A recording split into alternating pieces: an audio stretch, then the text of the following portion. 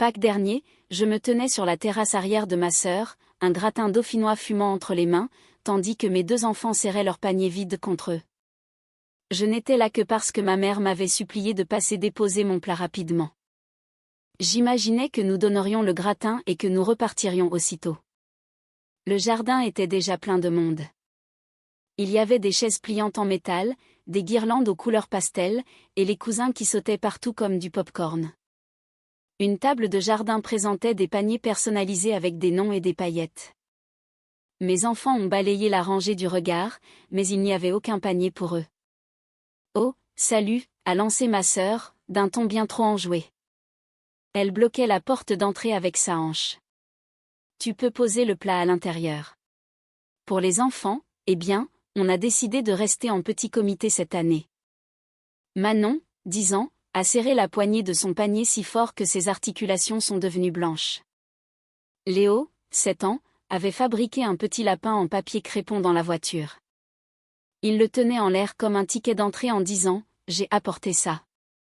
Mon beau-frère m'a pris le plat des mains et s'est tourné vers nous comme un videur de boîte de nuit. « C'est seulement pour les habitués aujourd'hui », a-t-il dit avec ce rire que les gens utilisent quand ils veulent vous faire croire que vous réagissez de manière excessive. Tante Martine a essayé de glisser discrètement 2 œufs en chocolat à mes enfants, mais ma sœur s'est précipitée pour les lui reprendre aussi vite qu'on balait des miettes sur une table. On en a déjà discuté, a-t-elle dit, sans même baisser la voix. Vous deux, c'est juste trop. On veut une chasse aux œufs calmes. Quelques parents se sont tus. Les yeux d'un cousin se sont agrandis de surprise. Ma mère a fait semblant d'être très occupée avec le gigot d'agneau et n'a pas croisé mon regard. Quelqu'un a monté le son de l'enceinte. Une playlist de Pâques a rempli l'espace entre mes enfants et les paniers qui n'étaient pas pour eux. Léo a un peu froissé son lapin en papier. Il n'a pas pleuré, il a juste cligné des yeux très forts en suivant du doigt l'oreille pliée du lapin. Manon s'est redressée et a dit à personne en particulier, « On va bien ». Mais ce n'était pas vrai. Ma gorge s'est serrée. J'ai posé le gratin sur la console à l'entrée, à côté d'un vase de tulipes artificielles, et j'ai reculé. Je n'ai pas fait de scène. Ma sœur m'a adressé un haussement d'épaule qui signifiait « Tu sais comment il est, tu sais comment ils sont ». Mes mains tremblaient. J'ai lancé un « Joyeuse Pâques » dans le vide et j'ai ramené mes enfants à la voiture. En attachant la ceinture de Léo, j'ai glissé le lapin en papier dans la boîte à gants. J'aurais dû m'en douter. Au fond, je le savais. J'ai démarré avec la mâchoire si serrée que ça me faisait mal. J'ai 38 ans. Je m'appelle Claire Bernard et je vis à Lyon. Je suis responsable du planning pour une grande entreprise de couverture toiture, ce qui signifie que je gère les équipes, les budgets et les délais pour que les toits ne fuient pas. Je suis douée avec les chiffres. Je suis divorcée depuis 3 ans. Mes enfants, Manon et Léo, sont ma vie. Léo est très sensible au bruit et aux changements soudains. Il est doux et prudent, et il fredonne quand il est nerveux. Manon cerne les gens en quelques secondes et essaie toujours de maintenir la paix, même quand ce n'est pas son rôle. Ma famille adorait mes tableaux Excel, mais elle détestait mes limites. Pendant des années, j'ai été leur distributeur de billets sur pattes. Ça a commencé par des petites choses. La facture d'électricité de maman, juste une fois, parce qu'elle avait oublié de payer. J'ai fini par mettre en place un virement automatique de 150 € tous les vendredis sur un compte joint intitulé « Famille ». La banque m'avait même laissé lui donner un surnom, « Maman charge ». Je trouvais ça mignon, puis responsable. Ensuite, il y a eu les pneus du 4x4 de mon père. « On te remboursera le mois prochain », disait-il, ce qui se transformait vite en « Tu sais comment est ton père ». Puis il y a eu la pose du parquet chez ma sœur, 2800 € parce que son remboursement d'impôt n'était pas encore arrivé. Elle disait que je lui avais sauvé la mise avant sa pendaison de crémaillère. J'ai aussi payé 1100 € pour un chauffe-eau quand le leur a explosé. J'ai versé 3200 € pour réserver une villa au Cap Ferret un été, sous prétexte qu'on partagerait les frais une fois sur place.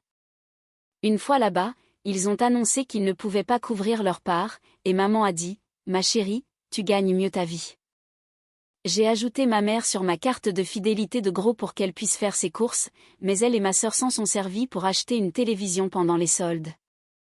Elles m'ont remboursé 50 € par mois pendant un an, puis ont oublié.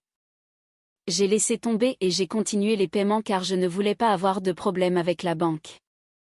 J'envoyais 75 € par-ci, 120 € par-là à ma sœur pour les frais de foot et les photos de classe de mes nièces. J'ai 4 ans de relevé bancaire qui ressemble à ça. Un été, j'ai acheté des passes annuelles pour le parc zoologique pour tous les cousins. Mes enfants devaient toujours quémander pour que quelqu'un les emmène, alors que ma mère emmenait les enfants de ma sœur chaque semaine. Pendant ce temps, mes enfants n'avaient que les restes. Il y a 2 ans, à Noël, mes nièces ont déballé des iPads offerts par papy et mamie. Mes enfants ont reçu des chaussettes et un cahier de mots fléchés. Maman a dit qu'elle ne savait pas ce qu'ils aimeraient. Manon a dit merci et a plié les chaussettes soigneusement. Léo a demandé s'il pouvait dessiner une carte de remerciement. Il a passé 1 heure à la faire, et elle a été oubliée sur un tas de courriers près de la porte quand nous sommes partis. Je me suis dit qu'ils étaient juste distraits. Lors d'une sortie entre cousins dans un parc de trampoline, j'ai découvert la vérité par des photos publiées plus tard sur les réseaux sociaux. Quand j'ai posé la question, ma sœur a répondu « On y est allé au dernier moment, ça aurait été trop bruyant pour Léo ». Ils utilisaient toujours l'expression « trop bruyant » comme un diagnostic et une moquerie. Ils n'ont jamais demandé ce dont Léo avait besoin, comme un casque anti-bruit ou juste des pauses de 5 minutes. Mais ça ne les intéressait pas. Quand j'essayais de dire quelque chose, maman disait « Tu sais, ta sœur est très stressée, ses filles demandent beaucoup d'attention, sois la plus raisonnable. » Et je l'étais. Je continuais de payer. C'était comme si, en laissant l'argent couler, je pouvais acheter la paix. C'était une forme de superstition, et c'était aussi ma faute. Le dimanche après cette scène sur la terrasse, ma sœur m'a envoyé un SMS. « Tes enfants ne sont pas les bienvenus pour le brunch de Pâques, ils font trop de bruit », accompagné d'un emoji qui lève les yeux au ciel. Le groupe familial a réagi avec quelques cœurs maladroits, puis maman a écrit « Entendu ». J'ai fixé l'écran. J'ai tapé et effacé 1000 réponses. J'ai finalement écrit « Compris ». C'était tout. Un seul mot. Je me suis répété ce message à moi-même, « Compris ». Il ne voulait pas de mes enfants, il voulait mon argent. Il le disait clairement depuis longtemps. Le fait est que je finançais cette famille comme une ligne budgétaire. J'avais des tableurs étiquetés, divers familles. Depuis mon divorce, les seules constantes étaient ces débits et ce sentiment sourd que mes enfants n'étaient pas vraiment intégrés au groupe que nous financions. Le SMS sur le bruit a tout déclenché. Ce n'était pas une question de chasse aux œufs ou de gratin, c'était la valeur qu'ils accordaient à mes enfants. Je n'ai pas argumenté sur le groupe, ça n'avait jamais rien changé. Je les ai laissés organiser leur petite fête calme et j'ai tourné mon énergie ailleurs. Le soir même, après avoir couché les petits, j'ai ouvert mon ordinateur sur la table de la cuisine et je me suis connecté à mon application bancaire. Le compte joint était là, avec son surnom joyeux, « Maman charge ». Le solde était de 9 817,17 €.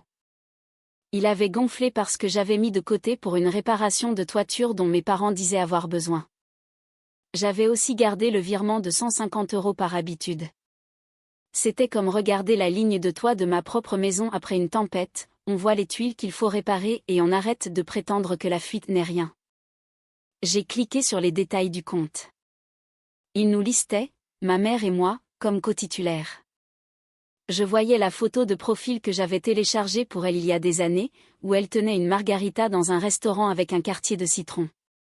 Sous les comptes connectés, le compte de ma sœur apparaissait non pas comme propriétaire, mais comme bénéficiaire d'un virement récurrent de 200 € le premier de chaque mois, étiqueté « babysitting », qui avait commencé quand elle cherchait du travail. Elle avait un emploi maintenant, mais le paiement était toujours là parce que je ne l'avais pas arrêté. Ma main a tremblé au-dessus du pavé tactile. J'ai ressenti cette vieille culpabilité monter comme de l'acide. Tu es une mauvaise fille, tu vas créer un scandale, quelqu'un va être furieux. Mais juste en dessous, une voix plus calme disait, ne finance pas des gens qui ne font pas de place à tes enfants. J'ai fait une capture d'écran et je l'ai enregistrée en PDF. Ensuite, j'ai cliqué sur « Gérer le compte ». Il y avait un bouton que je n'avais jamais utilisé, « Clôturer le compte ». L'aide indiquait « Nous transférerons le solde restant vers un autre compte de votre choix. La clôture annulera tous les paiements récurrents. » J'ai sélectionné mon livret d'épargne personnelle comme destination, celui que j'appelle « Fonds pour les enfants ». J'ai mis en motif « Consolidation des finances ». Mon curseur a hésité une seconde, puis j'ai cliqué sur « Confirmer ». L'application a affiché une coche verte à 21h18. Le solde a été transféré, mon épargne a grimpé, et le compte familial a disparu de mon tableau de bord. J'ai fait défiler l'écran encore et encore, comme quelqu'un qui vérifie une plaie qu'il vient de recoudre. C'était fini. La suite a été plus directe. J'ai annulé le virement de 150 € du vendredi. L'écran a demandé si je voulais envoyer une notification à ma mère, j'ai décoché la case. J'ai aussi annulé le virement pour le babysitting. L'application a confirmé que le destinataire pourrait être informé par sa banque. Parfait. C'était une coupure nette. Pas de dispute, pas de grand discours, juste moi, mon ordinateur et cette petite coche verte. Je me suis assise et j'ai respiré. Ce n'était pas dramatique, c'était une correction. Ensuite, j'ai ouvert un nouvel onglet. Mon amie Julie m'avait envoyé un lien pour un séjour, 4 nuits à Disneyland Paris avec le train depuis Lyon, petit déjeuner avec les personnages et accès illimité au parc. C'était coloré, joyeux, honnêtement, c'était le genre de choses que j'avais toujours classé dans la catégorie « pas pour nous ». Mais la ligne budgétaire que je gardais pour tout le monde n'avait jamais été « pas pour nous », elle avait juste été « pas pour mes enfants ». J'ai appelé pour réserver une chambre avec vue sur le lac au Disney's Newport Bay Club. Le total, taxes et assurance voyage comprises, s'élevait à 3 768 €. J'ai payé avec ma carte. Je n'ai pas financé le salon de ma sœur, j'ai acheté un souvenir à mes enfants. Je n'ai prévenu personne. J'ai fait les valises discrètement. J'ai envoyé un mail à l'école pour les jours d'absence. Notre voisin a nourri le chat. Nous sommes partis le vendredi saint avant l'aube. Dans la file d'attente à la gare, Manon tenait les billets comme s'ils étaient en cristal. Léo portait son casque et fredonnait la marche impériale sous son souffle. Le dimanche de Pâques, alors que la chasse aux œufs pastels de ma sœur battait son plein dans un jardin qui n'avait jamais eu besoin de mes enfants, nous étions au premier rang pour la parade du château. Mickey nous a fait signe. Léo s'est couvert une oreille et a agité l'autre main pour répondre. Les cheveux de Manon sentaient le sucre des crêpes du matin. J'ai demandé à un inconnu de nous prendre en photo tous les trois. J'ai posté quelques clichés sur Facebook et Instagram sans légende, juste un cœur bleu. Ma sœur a commenté avec un seul emoji qui lève les yeux au ciel. Maman a écrit « Waouh ». J'ai rangé mon téléphone dans mon sac et j'ai regardé Léo toucher le gant blanc de Mickey très doucement, comme s'il vérifiait si la magie était cousue ou réelle. Ma sœur m'a appelé à 6h47 le lundi matin, juste au moment où nous nous réveillons pour notre dernier jour. Le téléphone de la chambre d'hôtel a sonné d'abord, puis mon portable s'est allumé. J'ai laissé passer. Elle a envoyé un SMS. « Tu avais tout cet argent et tu ne m'as pas aidé pour l'assurance de la camionnette ? Tu te moques de moi ?» J'ai répondu « On ne touche plus au compte familial, je l'ai fermé. Je ne vous financerai plus. » Elle a rappelé. J'ai décroché pour en finir. Sa voix était aiguë et accusatrice. « Tu es vindicative. Tu dépenses des fortunes dans un parc d'attractions mais tu ne peux pas me dépanner de 400 € pour garder ma voiture sur la route ? Tu sais que j'en ai besoin pour emmener les filles à l'école. » J'ai regardé mes enfants, encore décoiffés et heureux. « Je ne suis pas votre banque de secours, » ai-je dit d'une voix calme. « Et je ne financerai plus une famille dont mes enfants ne font pas partie. »« Tu es dramatique » a-t-elle craché.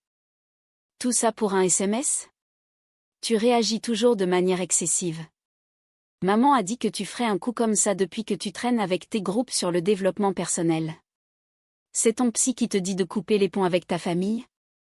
J'ai fermé un compte, c'est tout. Prends soin de toi, ai-je répondu avant de raccrocher. 15 minutes plus tard, maman a appelé. Je l'ai laissé tomber sur la messagerie.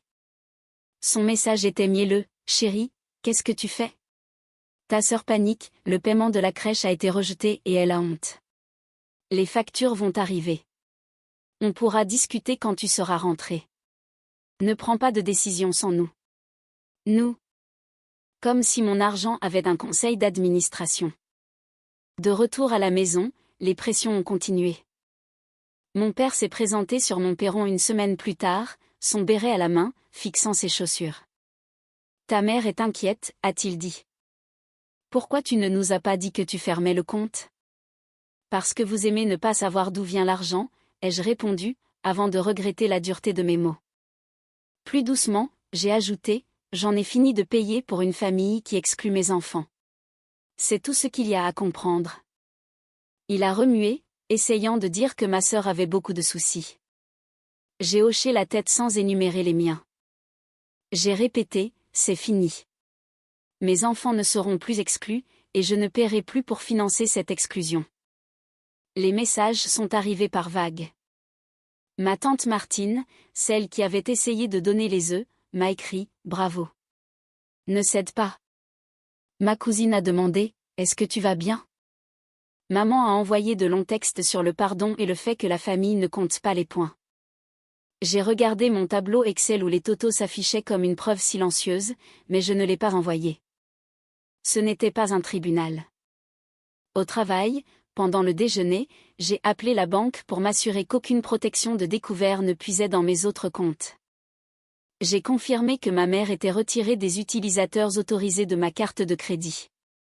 Ma sœur a essayé de me provoquer avec des photos des récompenses scolaires de ses filles et des légendes cinglantes du genre « Certains enfants savent comment se tenir au restaurant ». Je n'ai pas répondu. J'ai emmené Léo dans un petit café et il s'est entraîné à commander ses crêpes sans chuchoter. Il rayonnait quand la serveuse l'a compris du premier coup. Manon a dessiné des petits lapins dans les marges de ses devoirs et a scotché son ticket de Disneyland dans son journal. Un soir, au dîner, Manon a demandé « Est-ce qu'on va encore chez mamie pour le 14 juillet ?» Elle a posé la question prudemment. « On va faire nos propres projets cette année », ai-je dit. Si les gens veulent nous rejoindre là où nous sommes, ils le peuvent. Elle a hoché la tête. Léo a demandé « On pourra faire des cierges magiques ?» J'ai dit oui aux cierges magiques et à tout ce qui nous appartenait. Pour la fête des mères, j'ai installé 2 chaises vides supplémentaires à ma table. Ce n'était pas pour faire une déclaration, c'était juste pour laisser de la place au cas où. J'ai utilisé la belle vaisselle, celle que j'avais achetée quand mon divorce avait été prononcé. Manon a plié les serviettes en forme de lapin. Léo surveillait les gâteaux au citron pour s'assurer que je les coupais de façon égale. La fenêtre était ouverte et le lilas du voisin embaumait la pièce. Tante Martine est venue. Elle a apporté un bouquet de son jardin et un sac d'œufs en plastique qu'elle avait oublié d'utiliser. Elle m'a serré fort dans ses bras à la porte et m'a murmuré « Ta mère finira par comprendre ou pas, mais tu as fait ce qu'il fallait. » Nous avons mangé un poulet rôti et des petits pois. Nous sommes sortis dans le petit jardin après, et tante Martine a caché les œufs dans des endroits évidents. Léo en a trouvé un coincé dans la boîte aux lettres et a ri comme s'il avait découvert un trésor. Manon en a trouvé un sur le perron et l'a donné à Léo sans qu'on lui demande. J'ai regardé leurs visages s'apaiser dans ce genre de calme que ma sœur prétendait exiger d'eux. Sauf qu'ici, ce n'était pas une question de contrôle, mais de sécurité. À l'intérieur, la porte du frigo était couverte de leurs dessins. J'ai sorti le lapin en papier froissé de Léo de la boîte aux langes et je l'ai lissé avec la paume de ma main. L'oreille avait encore la marque de son pouce. Je l'ai scotché à côté de la photo de Disneyland où il touchait le gant de Mickey avec respect. Je n'ai rien brûlé, je n'ai posté aucune citation vengeresse. J'ai juste regardé ce que j'avais choisi. Plus tard, alors que nous débarrassions, mon téléphone s'est allumé avec une photo de ma cousine. Elle avait emmené ses enfants et mes nièces au parc et avait invité Manon et Léo sur un nouveau fil de discussion au lieu de passer par ma sœur. « Vous êtes toujours les bienvenus avec nous », a-t-elle écrit, bruit inclus. Manon l'a lu et a souri comme si elle relâchait une respiration contenue depuis trop longtemps. Depuis, je répète ma limite de la même manière à chaque fois, je ne suis pas votre banque de secours. Je vous ai retiré de mes comptes. Je ne financerai pas une famille dont mes enfants ne font pas partie. Je n'ajoute pas d'ironie, je ne discute plus. Certains jours, c'est lourd à porter. Mais la plupart du temps, j'ai l'impression d'avoir enfin mis un toit solide sur ma propre maison. Sur l'autoroute en allant vers la ville, il y a un panneau publicitaire pour mon entreprise avec la photo d'un toit parfait se découpant sur un ciel bleu. Je passe devant vitre baissée, avec mes enfants à l'arrière qui se chamaillent gentiment pour savoir quelle chanson passer ensuite. Quand on s'arrête pour prendre de l'essence, Léo vérifie s'il n'y a pas des œufs dans les buissons par habitude, comme si le monde avait enfin des trésors cachés qui lui étaient vraiment destinés. Nous nous sommes assis sur la terrasse ce soir-là avec des glaces à l'eau. J'ai regardé les 2 chaises vides et les 2 chaises occupées qui comptaient vraiment. Une brise a fait teinter le carillon que ma sœur m'avait offert il y a des années. Je ne l'ai pas jeté. Je n'en avais pas besoin. Il produisait un petit son parfaitement acceptable. Cette histoire révèle une dynamique toxique qui existe dans beaucoup de familles, l'exploitation déguisée en obligation familiale. Quand le soutien financier devient à sens unique et que la gratitude se transforme en exigence, ce n'est plus de l'entraide, c'est de l'abus. Le plus dangereux, c'est la façon dont la manipulation se masque derrière la bienveillance. Sois généreuse, ne compte pas, la famille ne se divise pas. Ces phrases ne fonctionnent que dans un sens. Ceux qui les prononcent comptent très bien quand il s'agit de leurs propres besoins, mais dès que quelqu'un demande du respect ou un soutien émotionnel, tout devient soudainement compliqué. Cette histoire montre une vérité essentielle, les limites ne sont pas de la cruauté, c'est de l'instinct de survie. Quand vous financez la vie de personnes qui rejettent ouvertement vos enfants, vous apprenez à ces enfants que leur valeur dépend de leur capacité à endurer l'humiliation. Une vraie famille ne construit pas de hiérarchie où certains sont dignes d'être célébrés tandis que d'autres ne sont là que pour payer la facture. L'amour sans respect n'est pas de l'amour, et un soutien qui exige le silence sur la souffrance n'est pas du soutien, c'est l'achat de votre soumission.